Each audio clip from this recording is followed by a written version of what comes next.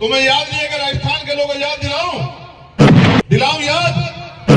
इंदर मेघवाल को भूल गए हो क्या? इंदर मेघवाल को भूल गए हो क्या? ओम प्रकाश रैगर को भूल गए हो क्या? साहब कहा करते थे कि वोट पंजे वालों को दोगे तो वो ताकत वो अपने बेटों को आगे बढ़ाएंगे, तुम्हारे बेटों को क्यों आगे बढ़ाएंगे? तुम्हें कि आज मैंने रानी का पेट चीर दिया, आज के बाद राजा जो है वो बैलेट वोट से तैयार होगा, आपकी वोट से तैयार होगा। और इस बात को हमारे रहबरों ने, महापुरुषों ने समझा। मान्यवर काशीराम साहब गांव-गांव, गली-गली गए और 4200 किलोमीटर की यात्रा करके अपने समाज को वोट की शक्ति समझाने का काम किया। अगर समाज समझदार होता तो जिस दिन बाबा साहब अम्बेडकर ने वोट का अधिकार दिया था उसी दिन वो राजा बन जाता, उसी दिन वो राज सत्ता पे काबिज हो जाता। लेकिन क्योंकि समाज समझदार नहीं है, इसलिए इतने रहबरों को अपना घर बार, अपना परिवार, अपना सुख चैन छोड़ के समाज को जगाने के लिए निकलना पड़ा। आज भी हालात वही है। हमने अपनी वोट के ताकत को नहीं समझा, अपनी वोट की वैल्यू को नहीं समझा। हमारी वोट पे दूसरे लोग राज कर रहे हैं। उन्होंने नारा दिया कि वोट हमारा, राज तुम्हारा नहीं चलेगा, नहीं चलेगा। आज भी वोट इस देश के कमजोर शोषित वर्ग के पास है, लेकिन राज किनका है? जिन लोगों के पास साथ हम हजारों साल से पीड़ित थे, उन्हीं का राज भी आज इस व्यवस्था पे है। मैं आपको भादरा ये बताने के लिए आया कि अगर करो मरो की स्थिति पैदा हो चुकी है देश के अंदर। मैं याद करता हूं शहीद आजम भगत सिंह को, राजगुरु जी को, सुखदेव जी को, उनकी शहादत को।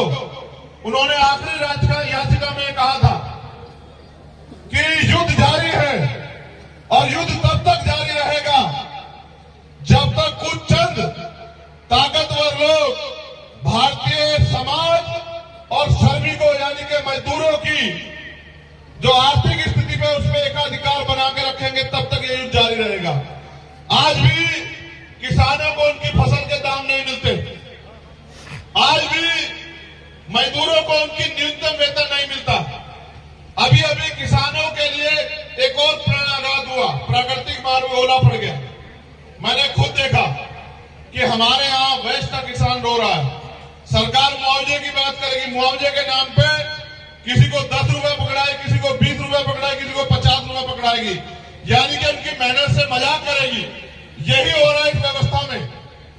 जो पहले आजादी से पहले की व्यवस्था थी, आज भी वही झुकी तो दिखाई देती। किसान मजबूरी में सुसाइड कर रहा है, नौजवान बेरोजगारी के कारण जो है सुसाइड कर रहे हैं। और अगर मैं राजस्थान की बात करूं, यहां की सरकार तो इतनी निकम्मी है कि कोई पेपर ऐसा नहीं कराते जो लीक ना हो। सारे पेपर लीक होते हैं। जब आप पेपर लीक करा के अपने चहितों की जेब में रखवा दोगे तो बताओ न्याय कैसे होगा? गरीब के बेटे कैसे आगे बढ़ेंगे? बताओ मुख्यमंत्री जी मुझे। जब आप सीएचए की भर्ती वाले बच्चों को, जब वो आंदोलन करने जाते हैं, उनको लाठियों से पीटने का काम करते हो, उनको जेल में बंद करने का काम करते हो, तो फिर न्याय कैसे होगा? जब आप करते हो बात, ये प्रिया मेघवाल बैठी है, इसका दोष ये है कि ये मेघवाल समाज में जन्मी है। जब हमने इसकी बात करी तब सबकी आंख खुली। मुख्यमंत्री को मजबूर होकर बुलाना पड़ा, कहा कि एक पता नहीं कोई चीज उसका एम्बेसडर बना रहे, वो भी बंद कर दी। एक सिंगल पैसे की मदद नहीं करी। बताओ खिलाड़ी कैसे आगे बढ़ेंगे? मुख्यमंत्री जवाब दे कि अगर इसका दोष ये है कि ये मेघवाल समाज की बेटी है, तो मुख्यमंत्री जी याद रखना कि तुम्हारे भरोसे नहीं है। हमारा समाज इतना बड़ा है कि यहां इस राजस्थान में अपनी हैसियत बनाएगा और ऐसी ऐसी हजारों बेटियों को सम्मान दिलाने का, उनको शक्तिशाली बनाने का काम करेगा। हम निकम्मों के भरोसे नहीं है। मैं जब आया, मैंने देखा हमारे साथी मोटरसाइकिल पे आए। क्या तुम में से कोई एक भी ऐसा है जिसको बुलाने के लिए पैसे दिए गए हो? वहां तक जो बैठे हैं, किसी को साधन दिया गया? खाना भेजा गया? तुम सब लोग वो हो जो मेरी तरह चिंतित हो, जिनके दिल में बात है कि भाई हमें आजाद हुए 75 साल से ज्यादा हो गया, अब तो हमारी गुलामी, बेबसी खत्म हो, अब तो हमारी गरीबी कटे। लेकिन ये गरीबी कटेगी कैसे भाइयों? जब वोट की ताकत का प्रयोग आप दूसरे को कहा करते थे कि वोट पंजे वालों को दोगे तो वो ताकतवर होंगे, वो अपने बेटों को आगे बढ़ाएंगे। तुम्हारे बेटों को क्यों आगे बढ़ाएंगे? तुम्हें क्यों आगे बढ़ाएंगे? बताओ। वोट अगर तुम उनको दोगे तो तुम ताकतवर कैसे हो सकते हो? बताओ जरा मुझे। तुम्हें याद नहीं है? अगर राजस्थान के लोगों को याद दिलाऊं याद। इंदर मेघवाल को भूल गए हो क्या? अभी 15 तारीख, अभी मैं भूला नहीं वो खून के आंसू। जितेंद्र मेघवाल को भूल गए हो क्या? ओम प्रकाश रैगर को भूल गए हो क्या? जब उनका परिवार मुझसे मिलता है, तीनों का परिवार, तो जैसे गले लगा के चिंगाड़ कर होता। बताओ उनको क्या जवाब दूं कि मेरा समाज गुलामी छोड़ना नहीं चाहता? क्या जवाब दूं उनको? बताओ क्या जवाब दूं इंदर मेघवाल के पिताजी को, जिसपे उसके बाद भी हमला हुआ उसके चाचा पे, और मुख्यमंत्री तमाशा देख रहा था बैठ के? बताओ क्या जवाब दूं जितेंद्र मेघवाल को कि सरकार ने जो वादा किया वो वादा पूरा नहीं किया, सिर्फ मुंह से रखने में मेरे भाई की हत्या हुई। आज भी वो परिवार है सुरक्षा के माहौल में, उनके लाइसेंस अब बने 1 साल बाद। बताओ क्या जवाब दो ओम प्रकाश रैगर को कि जिसने उससे उसकी जान छीन ली, उसको जेल नहीं भेजा, मुख्यमंत्री ने उसको बचाने का काम किया। इस सरकार के भरोसे लड़ोगे? इनको रहनुमा मानते हो? इनसे उम्मीद करते हैं ये तुम्हारी गुलामी बेबसी काटेंगे? एक जानवर के आगे से भी उसका खाना भोजन हटाओगे वो भी रिएक्शन कर देगा। कुत्ता देखा है? नहीं देखा है? कुत्ता पालते भी होंगे तुम लोग। कुत्ते के आगे से कभी भोजन उठा के देखना, क्या करेगा पता है तुम्हें? वो क्या करेगा? तुम्हारे सारे अधिकार ये सरकारें छीन ले रही है। मेरे गुलाम भोले भाले गुलाम बने हुए समाज के लोगों, अपने बारे में सोचो तो सही। कौन सोचेगा तुम्हारे बारे में? जितने अधिकार बाबा साहब अम्बेडकर अपने 4-4 बच्चे कुर्बान करके देके गए थे, उनमें से बचा क्या तुम्हारे पास? एक आरक्षण व्यवस्था है, सरकारें भर्ती नहीं निकालती हैं, संविदा से भर रहे हैं मुख्यमंत्री। ये यहां की सरकार के हाल नहीं है, केंद्र की सरकार के हाल है। भाजपा और कांग्रेस या कोई और सरकार हो, हम तो सिर्फ और सिर्फ वोटर बने हुए हैं। तुम इतने बड़े पैमाने पे आए, अगर इतने बड़े पैमाने पे मेरी बात मान के अगर रोज एक आदमी को तैयार करे और उनसे कहे कि इस बार अपने भाई के हाथों को मजबूत करना है, तो मैं गारंटी से कहता हूं कि राजस्थान में आपके अधिकार छीनने वाला कोई बचेगा नहीं। क्यों नहीं मिल रहा प्रिया मेघवाल को सम्मान? क्योंकि उनका समाज उनका गुलाम बना हुआ है, इसलिए नहीं मिल रहा। जिस दिन इसका समाज विद्रोह करेगा, जिस दिन इसका समाज अपमान को अपमान समझेगा, उस दिन आप देखना वो आपके पैरों में पड़ा होगा मुख्यमंत्री। ये ताकत है आपके पास वोट की। गुलाम मत बनो, हालात बहुत अच्छे नहीं है। यहां इतने सारे मामले हैं, मैं गिनाता रहूंगा तो आपके आंसू निकल आएंगे। मैंने इतना तो देखा राजस्थान में। 4 बार आया मैं जोधपुर, इंदर मेघवाल के परिवार से मिलने। मुख्यमंत्री ने गिरफ्तार करवाया, फिर वापस, कभी दिल्ली कभी हरियाणा। 5ही बार मैंने इनसे कहा आऊंगा, कह के गया था मेरी बहन वहां अधिकारी है कि इस बार आऊंगा, लेकिन इस बार अपने तरीके से आऊंगा, जो मेरा नाम है रोक के दिखाना अगर तुम लोग रोक सकते हो। नहीं रुका, आया, मिला, फिर ये सब लोग परेशान हुए। मुझे 50 गाड़ी लगा के जयपुर में वहां दिल्ली छोड़ के आए। मुझे क्या दिल्ली छोड़ के आते हो? मेरा समाज जिस दिन जाग जाएगा, ये दलित, पिछड़े, आदिवासी, मुसलमान, जैन, सिख, बौद्ध, पारसी जितने जाग जाएंगे, तुम्हें छोड़ के आएंगे दिल्ली। ये बात याद रखना। कहां मुझे दिल्ली छोड़ के आते हो? मैं तो आपसे बताने आया हूं, एक लिस्ट है मेरे पास, देना अनिल जी।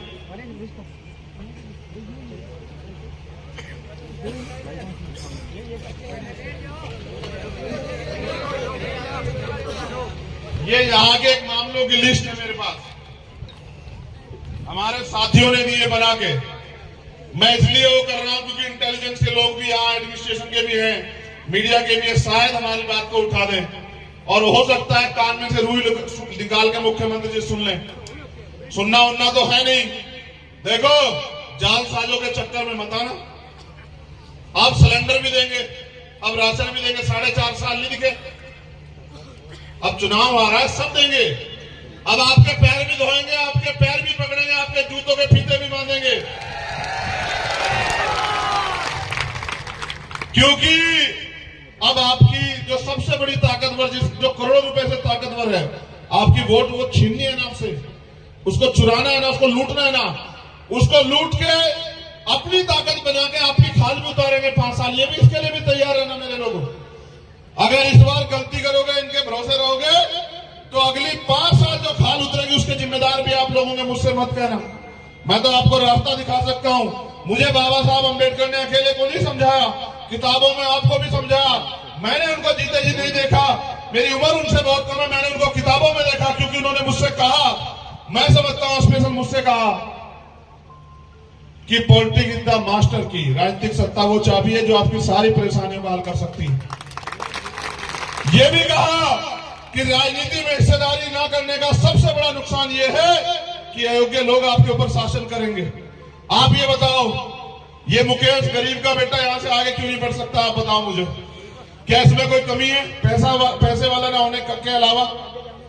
बताओ, ये गरीब का बेटा आगे बढ़ सकता है नहीं बढ़ सकता? बताओ, हाथ उठा के बताओ, ऐसे ही चलेगा? बढ़ सकता है नहीं बढ़ सकता है? जब हम पे पैर है तो हम बैसाखियों के सहारे क्यों रहे? जवाब दो। जब तुम अपने आप इतनी क्षमता रख सकते हो तो बैसाखियों के सहारे क्यों हो? बताओ। देखो, मुझे इतने सारे मामले सौंपे हैं, मैं तुम्हें बताऊंगा अभी। कालूराम मेघवाल को झूठे मर्डर केस में फंसाया गया। लालगढ़ में एक 8 साल की नाबालिग के साथ रेप करके उसका मर्डर कर दिया गया। भाई कालूराम मेघवाल ने उस 8 साल की नाबालिग लड़की की आवाज उठाई और अपराधी को सजा दिलाने का काम किया, इसलिए उसको झूठे मर्डर केस में फंसाया गया।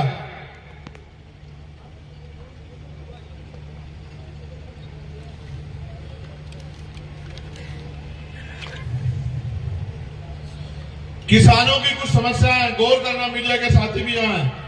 अमर सिंह ब्रांच और सिद्धमुख ब्रांच। अमर सिंह ब्रांच के लगभग टेल किसानों को कभी पूरा पानी नहीं मिलता, जिससे टेल के किसान हर रोज धरने प्रदर्शन करते रहते हैं, लेकिन सरकार को ये दिखाई नहीं देता। सिद्धमुख ब्रांच के किसानों को ना तो बाराबंदी हुई, ना ही सिद्धमुख ब्रांच के किसानों को पूरा पानी मिलता है। बीमा पॉलिसी में किसानों के साथ लूट हो रही है। सरकार बीमा कंपनियों के साथ मिलकर सभी किसानों से प्रीमियम काटती है, लेकिन फसल खराब होने के बाद लगातार किसानों के साथ धोखेबाजी कर रही है। पिछले 2-3 साल से यूरिया खाद और डीएपी खाद के लिए किसान दर भटकने को मजबूर हो रहा है। राजस्थान में रिजर्वेशन और बेरोजगार युवाओं के संबंध में SC, ST, OBC के विभिन्न सरकारी विभागों में खाली पड़े जो पद है, बैकलॉग है, उसको सरकार पूरा करे।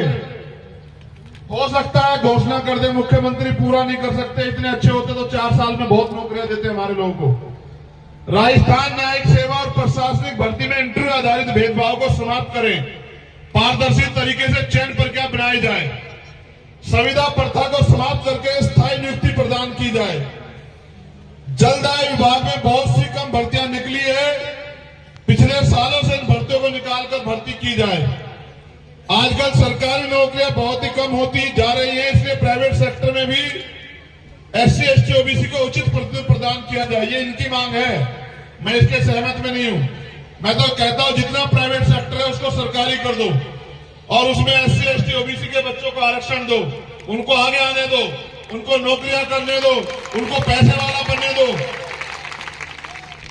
हमारे हनुमानगढ़ जिले में और आसपास के जिलों में ITI के सभी ग्रेड में लगभग 50% युवाओं को डिप्लोमा कर रखा है, लेकिन युवाओं का भविष्य गर्त में है। भादरा के गेहूं में कुछ असामाजिक तत्व द्वारा बाबा साहब की मूर्ति विरोध करना, जाटान गांव में बाबा साहब चौक पे काली पोतना है, बीती रात का मामला है। धन्यवाद।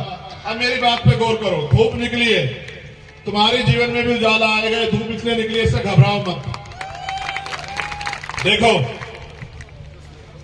सरकारें चुनाव से पहले कितने मांग पत्र देती हैं, कितनी घोषणाएं करती हैं, क्या उसको कभी पूरा करती हैं?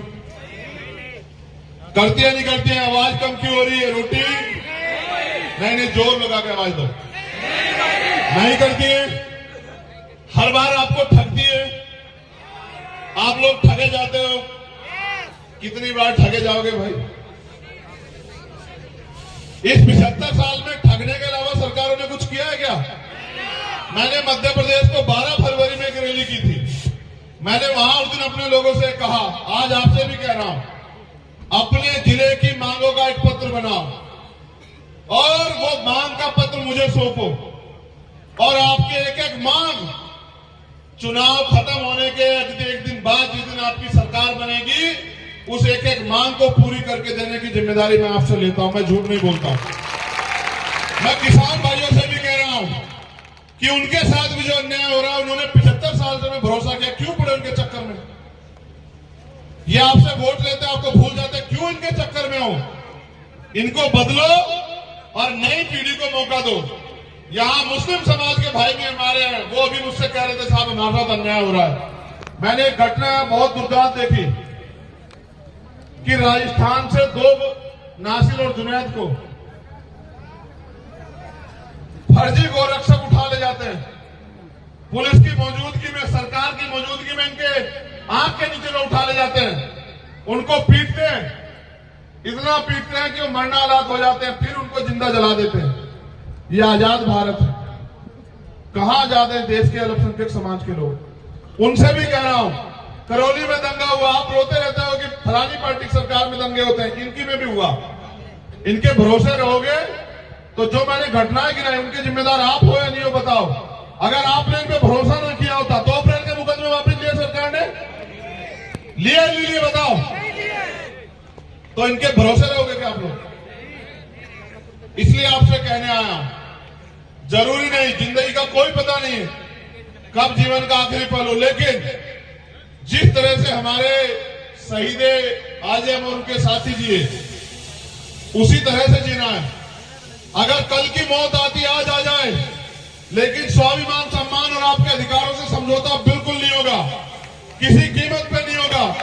और जो गुलामी, बेबसी, गरीबी, लाचारी, अन्याय, अत्याचार के साथ आप जीवन जी रहे, उसका भी खात्मा होना जरूरी। और ये खात्मा आपकी वोट की शक्ति से हो सकता है।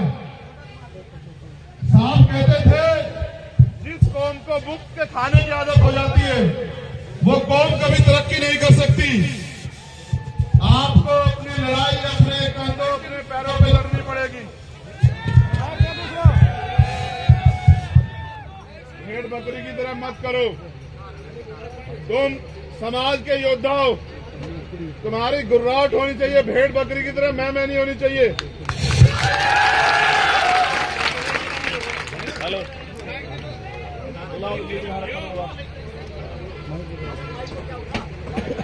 मेरी आवाज कहां तक आ रही है बताओ? सुनो,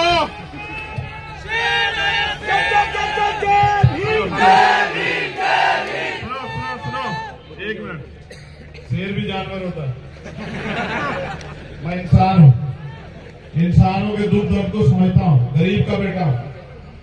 मैं तुम्हें अपने बारे में कह रहा हूं, अगर हमारा दल संपन्न होता तो आज मेरे भाई जमीन पे नहीं बैठे होते, मेरी बात को याद रखना। अगर हमारा दल संपन्न होता तो यहाँ टेंट लगा होता पूरा बड़ा, एसी लगे होते उसमें कि तुम्हें गर्मी ना लगे, और बढ़िया कुर्सी बिछी होती। हम यहाँ जमीन पे क्यों बैठे हैं? क्योंकि हमें जमीन की लड़ाई जमीन से लड़नी है। अभी हमें अपनी लड़ाई जमीन से लड़नी है। कल समय बदलेगा, आपके लिए भी साधन और अवसर तैयार होंगे, लेकिन कब होंगे? जब राजनीतिक शक्ति आपके पास आएगी। जब बाबा साहब ने आपको कहा कि इस वोट के जरिए आप अपनी गुलामी की बेड़ियां काट सकते, तो क्यों नहीं काट रहे हो बताओ? क्या आप गुलाम बने रहना चाहते हो? कितने लोग हैं जो गुलामी की बेड़ियां काटना चाहते हो? हाथ खड़ा करो। वो जो उधर खड़े हैं वो गुलाम रहना चाहते हैं क्या? दोनों हाथ खड़े करो जो लोग गुलामी की बेड़ियां काटना चाहते हैं। देखो, हमारे पूर्वजों ने लड़ाई लड़ी। क्यों भाई, तुझे किसी ने पैसे वैसे दे दिए क्या हमारे खिलाफ? हेलो भैया, हमारे छोटे शहर की दाढ़ी ऐसे बड़ी है। हेलो, चुप रहिए। राजनीति में इसलिए नहीं आए कि हमें महल बनाने हैं, जमीनें खरीदनी है। हम राजनीति में इसलिए आए क्योंकि हमारे लोग राजनीति का शिकार हो रहे हैं। जिस राजनीति के बल पे, जिस वोट के बदले बल पे उनको इस देश में हुकूमत करनी थी, वोट होने के बावजूद भी वो कीड़े मकोड़ों की जिंदगी जीने के लिए मजबूर है। ये गुलामी हम लोग नहीं देख सकते हैं। और जब हमारी सरकार होगी तो साउंड खराब नहीं होगा। ये बताओ, आज भी बहन बेटियों के साथ अन्याय अत्याचार होता है। आप नौजवान हो, बताओ आपको दर्द होता है नहीं होता है? बताओ, उसको रोकने का उपाय क्या है आपके पास? बताओ। जब तक आप अपनी ताकत नहीं बनाओगे, हर होने वाले अन्याय के जिम्मेदार आप खुद हो। जिस दिन आप अपनी ताकत बनाओगे, किसी की माँ ने दूध नहीं पिलाया कि आपके समाज पे अत्याचार करते। मेरी बात को याद रखना। मैं इन बहनों माओं से भी कहना चाहता हूँ, वो राशन बांटने आएंगे आपकी वोट को लूटने के लिए। राशन की परवाह मत करना। हमने 75 साल अपने पैरों से, अपने हाथों से, अपने शरीर को बहा के अपना पेट भरा है। हम यहाँ उनके राशन के भरोसे नहीं। जब हम शासन करना चाहते हैं तो राशन पे वोट नहीं देनी है। ये भी आप लोग याद रखना। राशन तो हम देंगे, राशन भी देंगे, सुशासन भी देंगे। राजस्थान में एक ऐसा माहौल भी देंगे कि बहन बेटियां स्वाभिमान सम्मान से आगे बढ़े, और ऐसा माहौल भी देंगे। लेकिन उसके लिए मुझे आपके साथ की जरूरत है। मैं आपसे साथ मांगने आया हूं। हेलो हेलो, वापिस बंद हो गया। भैया छोड़ दो इसको। ये जब तक कांग्रेस बीजेपी की सरकार रहेगी ऐसे माइक होंगे। अपनी सरकार लो। हेलो, सुनो मेरी बात। मैं आपसे भी कह रहा हूँ, माँ बहना दोबारा सुन लो। आपके घर आया कोई कि मैं पैसे वाला हूँ, आपकी जिंदगी बदलना चाहता हूँ, ईमानदारी से बताना। आपके बच्चों की फीस की जरूरत पड़ी होगी, आपको आया आपके कोई घर की मदद करने? आपको खाने पकाने के सामान की जरूरत पड़ी, कोई आया? आपको इलाज के लिए पैसों की जरूरत पड़ी होगी, कोई आया? मुझसे सुनो, मैं जो कहना चाहता हूं, मैंने अपने पिता को अपने हाथों में दम तोड़ते देखा है। क्योंकि मेरे पास इलाज कराने के पैसे नहीं थे।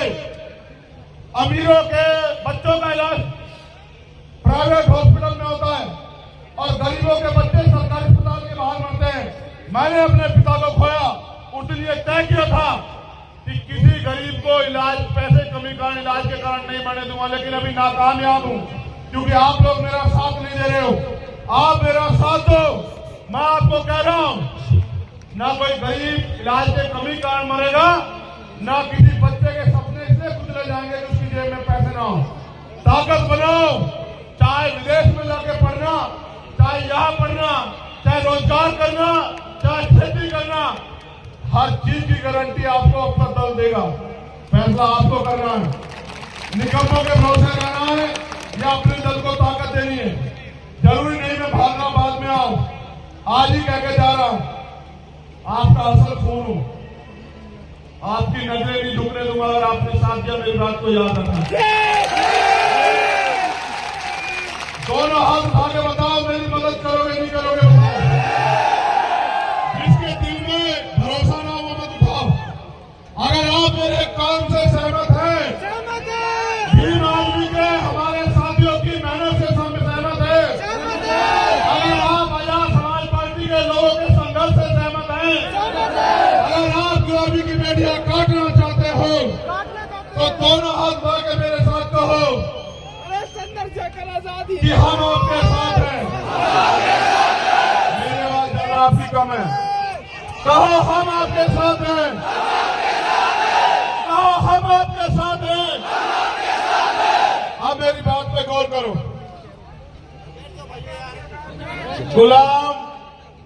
गुलाम होते हैं। हमारे महापुरुष संविधान में हमें अधिकार दे गए। और एक बात उन्होंने कही थी, बाबा साहब अम्बेडकर ने, मेरे मरने के बाद मुझे मराबा मत समझना। जब तक संविधान जिंदा है मैं जिंदा हूं। हमें संविधान की रक्षा करनी है। ये वर्तमान की जो केंद्र की सरकार है भारतीय जनता पार्टी की, ये संविधान को खत्म करना चाहती है। लेकिन यहाँ जो सरकार है कांग्रेस की, उनकी हैसियत नहीं संविधान को बचाने की। संविधान को बचाने के लिए भी मुझे आपकी जरूरत है, इसलिए आपको अपनी ताकत बनानी है। दूसरी बात, संविधान को लागू कराना तब अधिकार मिलेंगे। हमें संविधान की रक्षा भी करनी है, उसको लागू भी कराना है और अपने लिए हक अधिकार भी इकट्ठा करने हैं। और इस देश में स्वाभिमान सम्मान के साथ जीना है। मैं धन्यवाद देता हूं उन सब साथियों का जिन्होंने आयोजन किया, पूरे आयोजक कमेटी का। जितना मैं इनका सम्मान करता हूं इतना आपका भी करता हूं, जो लोग पूरी धूप में मेरे लिए बैठे हैं। मेरे खून के कतरे की जरूरत भी आपको पड़े, आखिरी कतरे की भी, तो आपके लिए निछावर, कभी पीछे मुड़ के नहीं देखने दूंगा। लेकिन पूरे देश में लड़ाई चल रही है। हम एक दिन जयपुर भी जाएंगे, जैसे भोपाल गए थे। मैं आपको न्योता भेजूंगा और बुलाऊंगा, आप आना, ये बताने के लिए सरकार को कि अब हम सोए हुए नहीं, अब हम गुमराह नहीं है, अब हम अपने पैरों पे खड़ा होना चाहते हैं। मैं यहाँ एडमिनिस्ट्रेशन के लोग हैं उनसे भी कह रहा हूं, पुलिस के लोग, आपकी ड्यूटी है कि अन्याय अत्याचार ना हो, अगर हो जाए तो न्याय मिले। अगर आप सरकार के इशारे पे मेरे निर्दोष लोगों को बंद करोगे तो याद रखना, सरकार बदलेगी, नौकरी आपको यही करनी है, इसी प्रदेश में। हम इतिहास हमने तब भी नहीं भूला जब हम इस देश में अधिकारों के विहीन थे, और आज भी नहीं भूल रहे, तो आपको भी नहीं भूलेंगे। आप संवैधानिक दायरे में काम करो, आप भी किसान के मेरे को बैठे, आपका सम्मान करेंगे। लेकिन अगर सरकार के इशारे पे हमारे कार्यकर्ताओं को परेशान करोगे तो याद रखना, जिस दिन हमें अवसर मिलेगा सबसे पहले आपका विशेष ख्याल रखा जाएगा, इस बात को याद रखना। क्योंकि जो संविधान आपको संरक्षण का अधिकार देता है, सुरक्षा का अधिकार देता है, वही संविधान सत्ता में आने के बाद हमें अधिकार देता है कि जो कर्मचारी अपने पद का दुरुपयोग करे उस पर मुकदमा लिखवा के उसको जेल भेजा जाए, उसकी संपत्ति जब्त कर ली जाए, सरकारी उसमें ले जाया जाए सारे काम को। चिंता मत करो, मैंने बहुत लोगों का हिसाब बना के रखा है यहाँ, बहुत लोगों का। वो अधिकारी भी इस बात को जानते हैं कि ये छोड़ने वालों में से नहीं, इसलिए वो भी पूरे प्रयास में लगे हुए हैं कि ये इतना ताकतवर ना हो। उनके और मेरे बीच में सबसे बड़ी कड़ी आप हमारा साथ देकर ताकत देना और आगे बढ़ने के लिए हिम्मत देना और फिर इस लड़ाई को आगे बढ़ते देखना। बहुत बहुत धन्यवाद। जय भीम, जय भारत, जय मंडल, जय संविधान, जय जोहर। आप सभी के लिए मंगल कामनाएं। और क्योंकि आज शहीदी दिवस है, उनको भी याद करते हैं कि बहुत खुशनसीब होता है वो लहू जो देश के काम आता है। बहुत आओ झुककर नमन करें उनको, आओ झुककर नमन करें उनको। बहुत कम के हिस्से में ये मकाम आता है और बहुत खुशनसीब होता है वो लहू जो इस देश के काम आता है। हमारे शहीदों को नमन। उन्होंने सपने देखे थे कि जब देश आजाद होगा तो देश में रहने वाले लोग भी आजाद होंगे। उनके सपनों का भारत अभी नहीं बना, स्पेशली शहीद आजम सरदार भगत सिंह के सपनों का भारत नहीं बना, वो भी बनाना है। उस भारत को बनाना है, उसके लिए संघर्ष करेंगे। तो इसलिए धन्यवाद। सब भरोसे की तमन्ना अब हमारे दिल में है, देखना है जोर कितना बाजुए कातिल में है, और वक्त आने दे बता देंगे तुझे आसमां, हम अभी से क्या बताएं क्या हमारे दिल में। बहुत बहुत धन्यवाद। जय भीम, जय भारत, बहुत बहुत धन्यवाद।